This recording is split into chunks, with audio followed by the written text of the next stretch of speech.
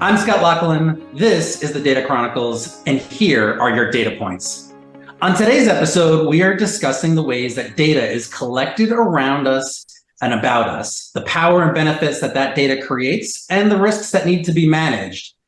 Listeners of this show won't be surprised to learn that each time we interact with technology, we are likely creating a digital footprint, data relating to how we use the technology, what we did with it, how it is operated, among many other things. And they may not be surprised to learn that governments and municipalities are increasingly turning to technology and adding sensors into government infrastructure to provide public services. Everything from the crosswalks that we walk on to the speed cameras that we zoom past, all have sensors, all are creating data. And today we're actually going to discuss an example of that. Today we're going to discuss another way that data is being creating value for our communities, and in particular, public parkland in Miami, Florida, called the Underline. I have two fantastic guests with me, my colleague, Daniel Balmori, and the Chief Innovation Officer for the Underline, Jake Moskowitz. Daniel, Jake, welcome to the podcast. Before we get started, I need to give Daniel a shout out. In fact, I think all listeners of this podcast are indebted to Daniel because he authored my lead-in and my sign-off, which says, I'm Scott Loughlin, this is the Data Chronicles, and here are your data points. Before that, as longtime listeners of the show will attest, my intros and conclusions were really awkward. And when Daniel heard them, he was like shocked. And he says, Scott, you can do better than that. And I said, I don't know how, Daniel. And sure enough, overnight, he came up with the fantastic intro and conclusion. So Daniel, on behalf of all of our listeners out there, thank you for making the show better. Thanks, Scott. My toxic trait is I listen to podcasts frequently and sometimes at more than one time speed. Yours is one of them, and I'm a happy subscriber. All right, awesome. So Daniel, maybe with that, you can get us started. I mentioned earlier that we're talking about a public project called the Underline in Miami, Florida. I think many of our listeners won't know exactly what that is. Can you give us an overview? What is the Underline and what's happening there? Absolutely. At its core, the Underline is a 10-mile linear park. It's an urban trail, public art destination.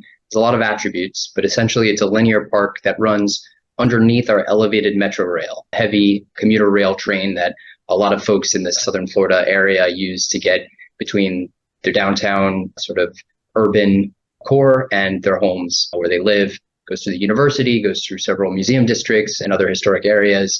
And it's been designed by the world-renowned architects of the High Line in New York City, but it is designedly not the High Line. It is very much a Miami-flavored version of a sort of public space. And it's meant to do a lot more than simply be a park. We're going to talk about some of those things, I hope, today. But some of the things that it's going to do is catalyze $9 billion of economic impact in the area. It impacts 14,000 businesses, 25 public schools, and about 300,000 residents within a 10-minute walk. And one of the things I'm very proud of is seeing the way in which it lowers barriers to mass transit and allows people to safely connect to our elevated metro system. So it's an area that has traditionally been a transit corridor, and now through Jake's team's daily work and a lot of the work of some great county partners, we transformed into a public-private partnership to do more than just be a transportation corridor, but to be really a three-dimensional space that's also a park, a reforestation effort, an art destination, a safe playing space for neighborhoods and neighbors. Yeah, super interesting, Daniel. Jake, I'm not from Miami. I'm from the Washington, D.C. area. So actually, I don't know. What is there today? And kind of talk to me a little bit about the vision that went into the creating of the Underline. Yeah, well, at its core, the Underline is this multimodal trail that connects these disparate nodes of community and neighborhoods throughout Miami. It's a health and wellness hub, thanks to the basketball and soccer courts in our urban gym. It's also a native plant garden. We're planting over 500,000 native plants and trees throughout the 10 miles. It's a place to enjoy nature in an urban environment, fine art in a public space, open to everyone. And we also want to make this a place where people from all ages, backgrounds, and walks of life can come have an enjoyable experience, where people can come together, enjoy both the built and the natural environment, to gather and experience the city in a unique way, host events, and a place to ultimately have fun. We have events 2 out of every 3 days, over 200 free community events over the last calendar year. And because it's linear, it's not just a big square park, it transforms to reflect the communities that we intersect with. And sprinkled throughout the trail are amenity areas, so sound stages and plazas and future amphitheaters for community events, basketball, soccer, pickleball, a dog park, a playground, waterside seating by the Miami River, a play forest, bioretention basins, microforests. All of these combine to create the Underline. Today, we have our first phase open, which is in the downtown urban core of Miami in Brickell. Phase 2 will complete by the end of this year and will be open to the public. And we just broke ground on the third and final phase, which is 7.5 miles. And we're scheduled to be completed around 2025, 2026, which makes this one of the fastest moving projects of its scope in the area. And is it all undeveloped land at the moment, the part that hasn't been developed yet? It's a combination. Some part is in construction now. I think historically, this area underneath the Metro Rail, it has been sort of a blight on the city. You know, building US Highway 1 and the Metro Rail really divided communities. So the Underline is attempting to right that wrong by stitching these neighborhoods back together again through community space, through an urban ecological corridor, and through all the amenity areas that we're adding sprinkled throughout the entire project. Just to add to that a little bit, our elevated metro rail is one of very few in the southeastern United States. Being in a metro area like DC, it feels like mass transit rails are commonplace, but they're really not in a lot of places in the United States. And when it was built, the environmental impact statement in 1978 literally called for parks and paths and spaces to help bring people to the space safely. But that was a sort of plan or promise that was never really delivered on. And I think one thing that's happening in a lot of places in the United States are underutilized industrial spaces where our government hasn't been able to sort of achieve the goals that it first set out when they were initially created, or other unintended consequences are being reimagined and redeveloped in new ways so that their sort of value is more maximized. And you see that in the High Line in New York City, and you see that in a lot of other public places in exciting ways, including here in Miami with the Underline.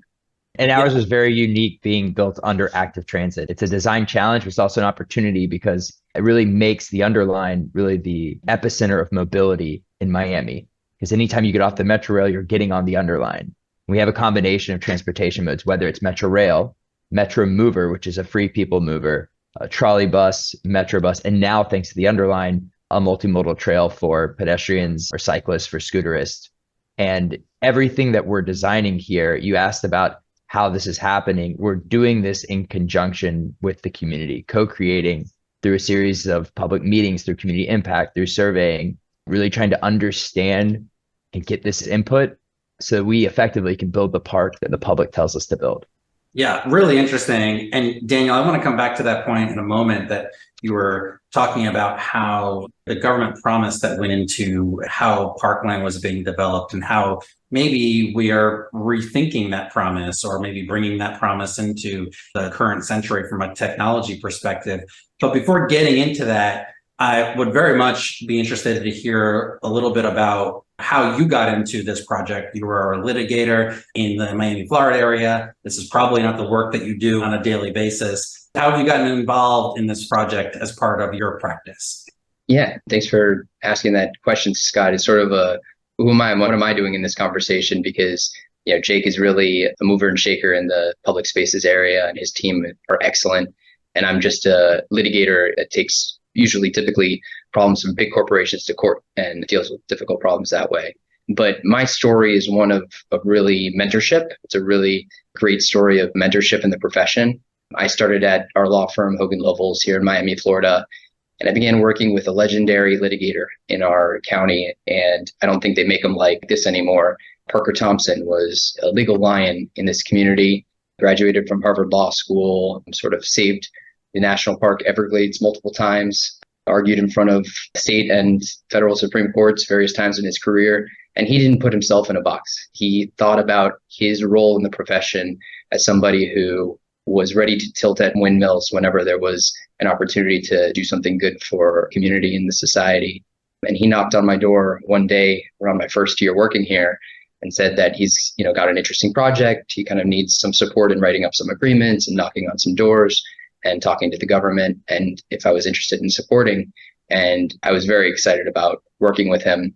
And he introduced me to the leader of the organization, who explained to me her very powerful superhero origin story. And every superhero has a good origin story, which was that she had broken both of her arms in a biking accident, was forced to sort of walk to therapy, and experienced for the first time this space underneath the metro rail that she had driven by, for the decades that she had grown up and lived in her community. And she thought about how it might be reimagined and had this crazy idea about pioneering this sort of multimodal park space. I spoke to her, and at the end of the conversation, she said, "By the way, I know your boss. He happens to be my dad." And so that was sort of how I first connected to the leader of the Underline, Meg Daly, who was sort of the founder of the project. And for me, for the last decade, I've been advising them on corporate governance and agreements and partnerships, and really working with our county partners and municipal partners to make this project one that the community deserves. That's a great story, Daniel. And so much of that resonates with me, because I think, the point around not boxing yourself in is kind of one that I think we often lose sight of in the legal profession, because just like your work with the Underline and probably many other things that you work on, it's not just those traditional courtroom litigation experiences that can create value for big corporations, but instead kind of taking those talents and those skills and deploying them in new areas. And really, technology is at the heart of that. And so I love that story. Absolutely. And I think our profession, Scott, is very apprenticeship oriented. And so when we see other people doing things that we admire and we're able to model that, I think we get back into the mode of what our profession is really about. And that's using our legal craft to help people like Jake and the Underline and sort of the users of the Underline get the most out of their efforts. So, Jake, maybe my next question is for you. I introduced you as the Chief Innovation Officer for the Underline. I would say that if you probably polled most folks and they said, well, who is the Chief Innovation Officer for a parkland? They would probably say, I would think that there is no innovation officer for a park. Talk to me a little bit about how you got into this area, and what does an innovation officer do for a public setting like the Underline? Well, it's a great question. I guess my eyes kind of peaked up too when I first saw this title. I have a background in the technology space. I was a startup CEO, startup founder. I worked in the mobility area. I had worked with venture capitalists. I worked for venture capitalists, and I was working in the corporate world. And I really missed the passion that I had working on big, ambitious, inspiring projects that inspired me to become a startup founder. And so when I met the founder of this project and I saw this role, I really thought this was such a unique opportunity to join a transformational project that could really make a huge impact. And historically, public spaces and technology, they're kind of separated. So I love the idea of working on something that's at the intersection of these two areas and being able to pioneer and innovate in this space. And I think one of the reasons why you're seeing roles like mine taking place is now the technology is making it possible and facilitating this intersection, when historically that may not have been the case. My role as the Chief Innovation Officer focuses largely on the opportunities and the partnerships and initiatives that help us implement our very ambitious tech master plan and our larger vision with innovation for the Underline. And this is really focused on pioneering new public space technology in groundbreaking ways around foundational technology, experiential technology, and operational technology. So the foundational technology is what lays the groundwork for future innovation, helps us bridge this digital divide that we have here in Miami. So this is first and foremost installing free fiber optic Wi-Fi across the 10 miles of the Underline, which is especially important in a city where nearly a third of all households don't have an active internet subscription.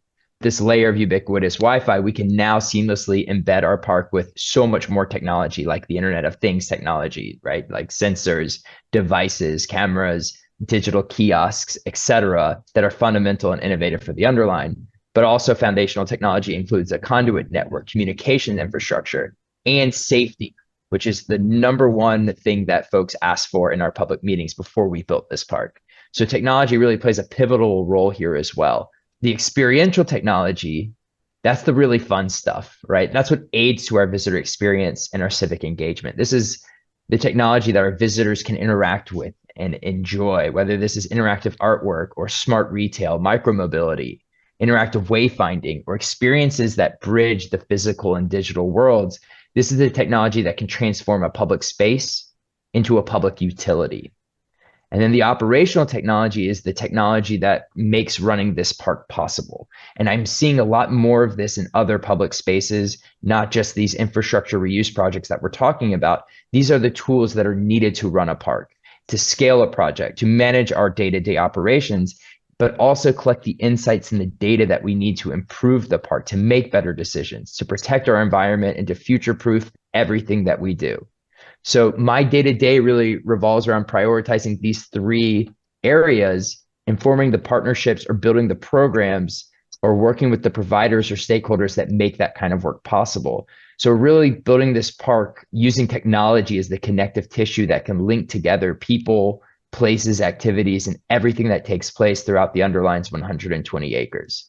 And I'll add a little perspective to that, just more broadly or abstractly. The kind of spaces that Jake and his team are working on at the Underline, the kind of spaces that are being reimagined all around the country that were formerly industrial spaces or underutilized spaces, are areas that traditional tools, traditional government mechanisms have not been successful at resolving. And so it takes innovation to be thoughtful in brand new ways about how do we optimize space, how do we find value and create value for other people. And that's what makes his role, I think, so key in a project like this. Yeah, that's fascinating. I'd love to know a little bit more about this. I have this picture in my mind, and you can tell me if I'm on the right track or off. I have this picture of an enhanced bike park, allowing pedestrians to go walk and to use scooters and to bike, while at the same time having kind of technology all around them, similar to, you guys are both from Florida, from like the Tomorrowland and Walt Disney World, as you're leaving Space Mountain, where you start seeing visions of the future. How are you seeing that this is going to be a real asset to the community? Obviously, there's the infrastructure things that you were describing earlier, Jake. I mean, who wouldn't take more free Wi-Fi? But as you start to see how technology is going to create more of an experience for visitors of the space, where do you see that value being created? So one thing I would say on that perspective is to see how it is today. I think it's valuable to also look at how it was before any redevelopment. And if you take just, for instance, the half-mile segment demonstration project that's already been constructed in the urban downtown area of our financial district in Brickell in downtown Miami. Before that was there, it was a pile of mud. It was a place that nobody felt welcome even to walk their dogs. It was a place of unwelcome public crime and unlicensed public art, let's say. And it was not a place, I think, that anybody felt was adding any value to the community. And you look at it now, first day that they opened the construction fences and people started using it for the first time, they would take their dog to the riverfront and walk by solar lights, walk by public Wi-Fi connections, see the constant use of the basketball court, both by people who look like me and are playing pickup basketball and people who are either much younger or much older playing futsal and soccer, sort of sharing the same space in the same court, walking by our major transit nodes. At least our metro rail moves about 9 million people annually and 50,000 people weekly.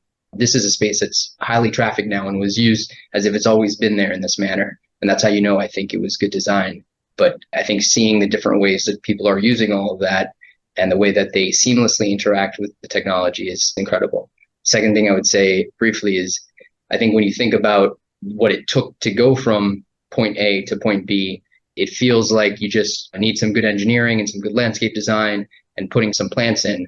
But I think the invisible infrastructure that you don't see is both layers of sort of the legal fabric holding it all together, and then also the technological fabric, which supports every aspect of all the things that we're doing in a lot of ways that Jake's going to share even more about. Yeah, I mean, I'll just first add that I think public spaces are incredible convenings of individuals, but also on a community level, there's thousands and thousands of interactions and micro interactions that happen every single day, every single minute.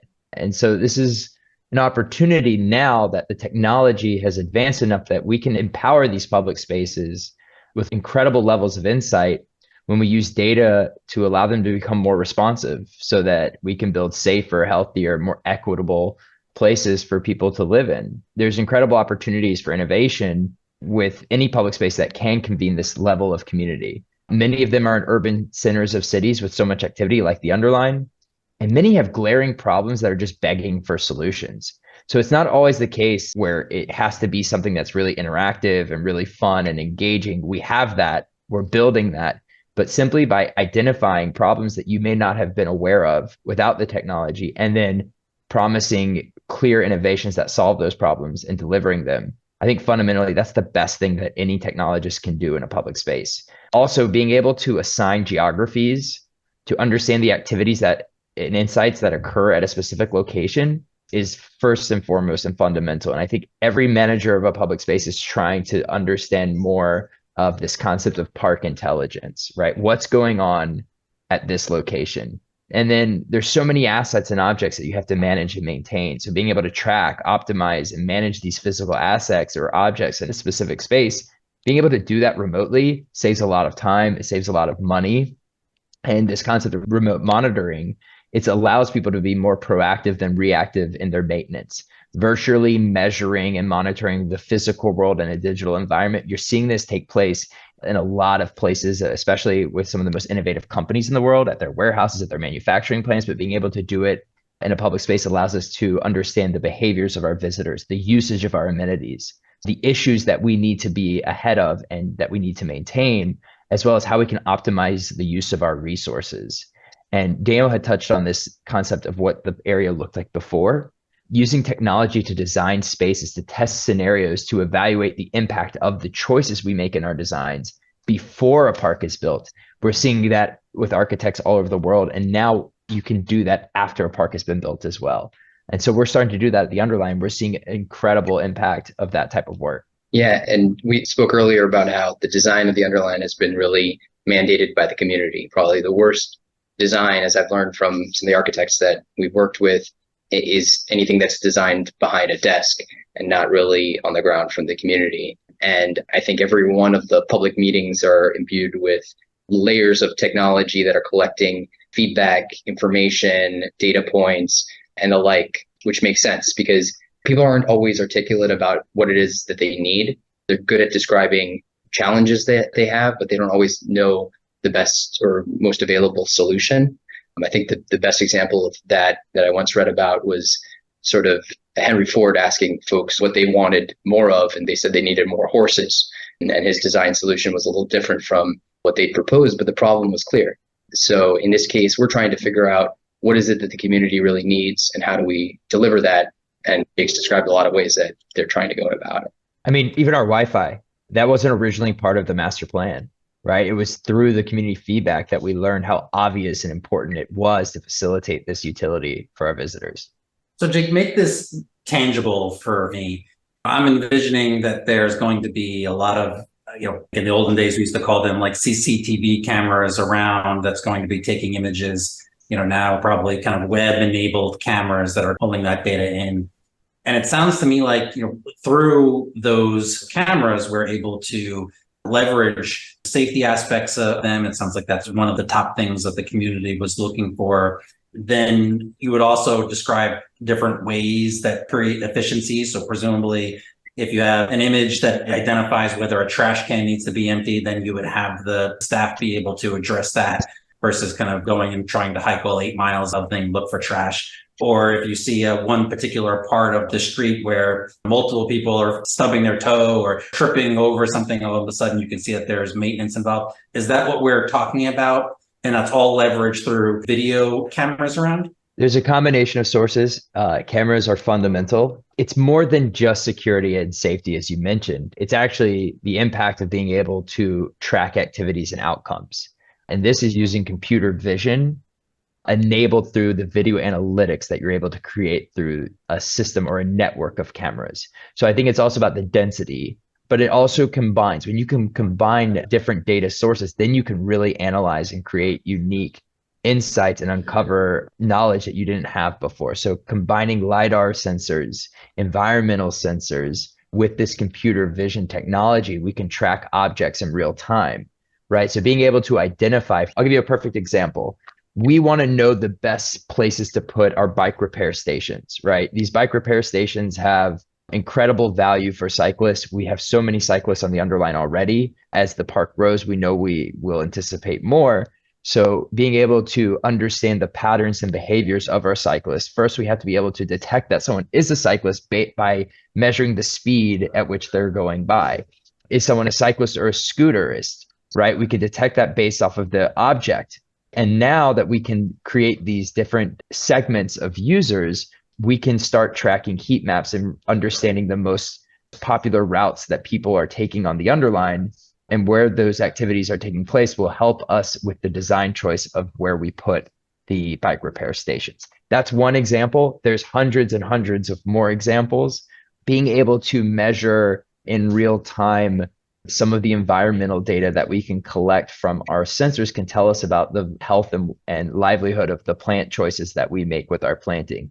Trying to reduce heat in the park, there's not a single solution. It's a combination of factor smart shade and tree canopy and built shade and outdoor cooling technology, and being able to track the heat. It changes and it varies based off the season, based off the day, based off how we build and design the park. And so these design choices are also impacted by the technology that we use. And also safety and security are paramount, right? Cameras are one tool as well. We can simulate emergency scenarios through technology by having a virtual environment, by having this 3D mirror of the park. We can test safety protocols. We can monitor the park in real time, but also we can monitor the activity in real time as well. And this allows us to kind of explore spaces virtually, and we can learn about this impact in real time, but we can do it from the comfort of our office. And so that's a unique thing we can do with technology. And you invest and deploy resources differently depending on the data that you gather. So this year, we understand 1 year after opening the first demonstration project, this space welcomed 1.6 million visitors. That's a completely different number than we might have projected when the team first designed the space. And so that also impacts the kind of resources that you're thinking about deploying, the materials that you use in the project. The landscape architects were very interested in this data as they look to the next phase and think about what did we do well in the first phase that we're interested in replicating or modifying for the next phase so that it's most resilient. Yeah, fascinating. Interested in both of your perspectives on where you see technological change happening, in particular within parks, because you can imagine many of our clients come to us and ask us for advice around the deployment of facial recognition technologies or biometric related technologies to create all sorts of personalized experience. I have no idea whether this is something you're contemplating, Jake, probably not, but you can almost say that Scott Loughlin is walking down the path, then there's a camera that gives my face, and all of a sudden they can project the latest sports scores of the team that I follow, or a personalized ad for the types of shoes that I want to buy. How are you thinking about the public portion of this, where some people kind of try to get away from technology or somehow try to get away from kind of the hustle and bustle of the screens in front of us, where we see the future pushing all of us, and that is a much more technology-centered life and universe? I think when we talk about a public space, we have to think about it very differently than you would your private device. Everybody wants a different experience when they come to the park. So the technology that we add, even though this is Miami, it shouldn't be a flashing screen for the person that wants to escape their screen, right? And I think we believe that the places that we're designing and operating, the technologies within them should be helpful and empowering for the people in their community. So the way we harness our technology should be very transparent, inclusive, participatory, and in alignment with the goals of our community. It's very clear that our community really wants us to protect their privacy as a foundational principle. So for example, using sensors is one thing, but using sensors with onboard computing that can pre-process and erase certain imaging results in data sets that are anonymous and secure. And being anonymous is really important in the aggregate, because when we're delivering something, for example, like volume counts, pedestrian counts, paths, traffic behaviors, travelers and objects in the park, without identifying any individuals or faces, we can still get the same value of the data that we're collecting. I do think at the same time, we're at a crossroads and an inflection point with technology that can really help incredible experiences be deployed in a public space that also has community value, because historically, really unique technology experiences, they're ticketed. They cost a lot of money. You either have to buy them individually or you go and pay for that experience. So being able to make them open for the public is really exciting. And we're exploring some really, really unique technologies, whether it's interactive technology with our artwork or solar powered digital kiosks, autonomous delivery bots, environmental sensors, smart lighting, LiDAR drones that help us understand the park better, pedestrian safety technology, self-guided tours through partnership with Bloomberg Technologies or Bloomberg Philanthropies. These are really cool things that we can make available for anybody, but as long as they opt in for it, right? I think that's really key. Another way that we're prioritizing the interest of our visitors is through a program called DTPR. This stands for Digital Trust for Places and Routines.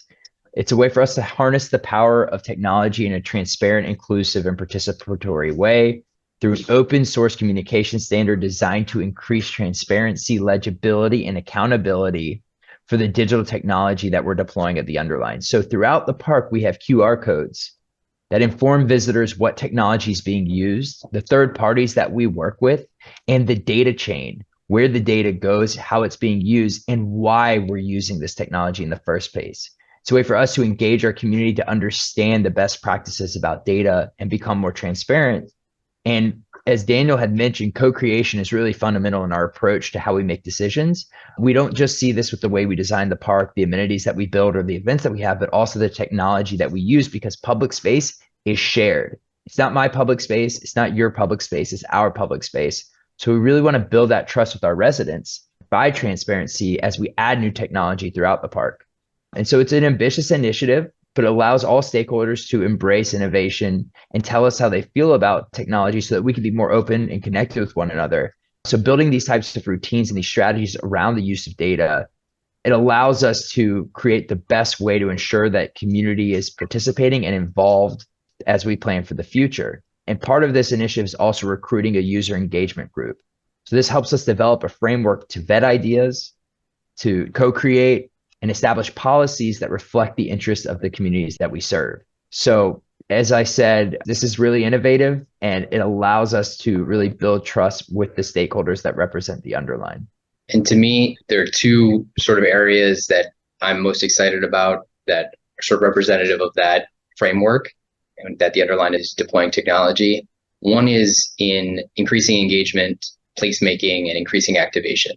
There are multiple kiosks that are digital along the Underline that are informing park goers, visitors, transit users about the various resources, activities, and programs that are available in the space.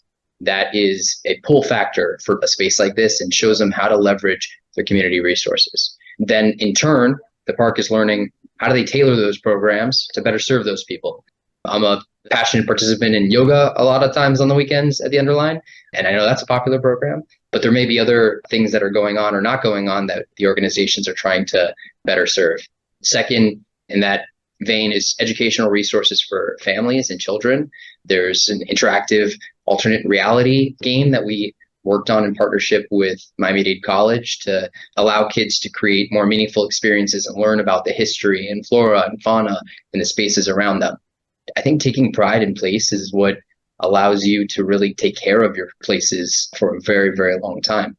One of the reasons I'm so passionate about providing pro bono legal services to organizations like Jake's and the Underline is because, I grew up in South Florida. I love this place, and it's a place that I'm trying to sort of give back to in a lot of ways. And then the second area that I think is a really innovative way of using technology, though it seems basic, is just providing ubiquitous Wi-Fi and allowing people to be innovative themselves. I think when we brought this idea to the county, they said, that's a great idea. Who's going to pay for it? So being an innovative private partner, our nonprofit then goes to our private partners in the market and found a great sponsor in the form of Hotwire Communications, which is a locally based fiber optics company who wants to increase their public profile, and said that they would provide access for no costs. And now neighborhoods are of over 300,000 working residents within a half-mile impact zone of this space, which, Jake mentioned in our community, 30% of them don't have an internet subscription, are able to get to our space and help bridge this digital divide. And I think that's a main equity goal of an organization like the Underline. Yeah, really interesting stuff. And one of the things that I'm interested in, Jake, is your outreach to the community. You've mentioned several times that you've been taking essentially instruction, feedback from the community around this entire time. When I'm not in the law firm, one of the things I do is I go into schools in the DC area and I talk to kids about privacy and I talk to kids about data that they create about themselves. And I'm always feeling like I'm learning things from these kids who have very different perspective about technology and about how their privacy and what privacy means to them. Interested in any kind of high level takeaways that you've taken back from that community engagement about how the communities of South Florida feel about these technology developments and about the data that's being created about them. Well, you're totally right. I think the best idea is I'm not coming up with any of them, right? In fact, something that makes my role really unique is we developed a tech master plan through a series of interviews, workshops, and research with the community, with public space experts, all done to create a vision and guiding principles and a roadmap for how we should implement technology throughout 10 miles of the Underline. We also brought in a tech council, devoted advisory council that supports this work, and periodically updates this master plan with me as technology changes and priorities change. For example, 5 years ago, we didn't have nearly as much application of artificial intelligence as we do today. And along with the master plan, we realized through these series of workshops how important it was to use the Underline as an innovation sandbox for deployments, using the Underline as the ultimate test bed for technology around mobility, energy, public safety. But what the public told us is the number one thing they want us to innovate around is climate change. And in many ways, Miami is ground zero for climate change with the extreme heat that we experience, the intense storms, flooding, sea level rise. So we can innovate with our planting, our resiliency strategies, our bioswales, bioretention basins, drains, microforests, green infrastructure, intelligent landscaping. But how can technology play a role as well? What kind of new climate technology can help us address these issues? Is it smart water management? Is it outdoor cooling? Is it heat mitigation, renewable energy, carbon sequestration, vertical axis wind turbines, kinetic energy, hydropower, solar powered vehicles, micromobility charging infrastructure, smart vending and unmanned, all these things, right, are now things we're prioritizing and testing in the park or trying to test in the park that I don't think we would have prioritized without that feedback. And it's really important to get that feedback. And who knows, maybe there's going to be an innovation that we learn doesn't work in the Underline, and we can save a lot of money and a lot of time by iterating that product. Or maybe there's something that works so well that we scale it throughout Miami-Dade County and it becomes a beacon for climate tech. And there's a lot of investment, a lot of activity, and that this product or this solution might help solve real problems beyond the Underline. And I think that's the vision with our innovation sandbox. We're calling it the Linear Lab, and we're really excited about not only deploying these innovations, but actually using this community engagement group to test these innovations and to use their feedback to iterate these products and to scale and deploy them beyond the Underline. And I think what makes the Underline a very unique lab is not only its scale, which is extremely unique. We're talking about 10 contiguous miles, 120 acres, really through some of the heart of the Miami area, but also the cross-section of individuals that it brings. So not only does it sort of find itself situated in the financial district area first, which is the most sort of intensely occupied and most densely constructed area, but then it also goes through several neighborhoods. It goes through universities, it goes through transit, and it brings the whole cross sections of the community together in one place. And if you're trying to learn a little bit about Miami and you want to see what it is, and I assure you it's not South Beach, you can kind of come to the Underline or come to this space and see what Miami is really about. I don't think it's possible to get this type of feedback from anywhere but a public space, especially one that intersects with all these communities like Daniel mentioned. Having a built-in visitor base and this foundational Wi-Fi allows incredible deployments, incredible feedback that I think you can only get in a public space like the Underline. So maybe before we wrap, I have one last question for each of you. And I want to circle back, Jake, to something that you mentioned. You described that in some ways you are the laboratory, that, the creator of different ideas that then can be leveraged in other public spaces. I am interested, maybe if you can complete the following sentence. In 5 to 10 years, the relationship between parkland and technology will be, you can complete the rest of that thought. I think the relationship will be completely integrated. I think you're going to see every city having a big project like the Underline. I think you're going to see fewer highways, more pedestrian paths. I think you're going to see seamless infrastructure for connections, for charging your micromobility vehicle, your personal device, and also the thing that public spaces have always done best, convening communities. We're doing this through our events, but I think you're going to see a lot more seamless, automated connections that are driven from the crowd, right? I think what we see right now, whether it's as CIOs of projects or as urban planners, is it's coming from the top down. I think we're seeing an enormous trend where it's coming from the bottom up. And the more that we as technologists can facilitate those interactions, the better public spaces will serve the people they're intended to serve. And for me, I agree. The relationship between technology and public space is inextricably intertwined.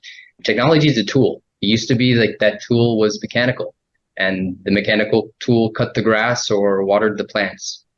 Now that tool is digital, and it allows us to know who's using spaces when and how. And I think it's an incredible tool. And if you're not treating your public spaces with the same level of innovation that our businesses are treating their capital advancements and initiatives, then you're not, thinking about how to maximize its value in the best way, and finding efficiencies in deploying maintenance, and finding efficiencies and optimizing safety and security, and finding ways to better serve neighborhoods by collecting data and getting as much feedback as possible from the community are all ways that I think technology is facilitating us to better serve our neighborhoods in ways that we've never been able to do before. Well, that's great. Well, maybe we'll stop it there. It sounds like we could go on for some more time, but we'll have to do episode 2 after I have a chance to walk it next time I'm in Miami. With that, I'm Scott Loughlin. This is the Data Chronicles, and those are your data points.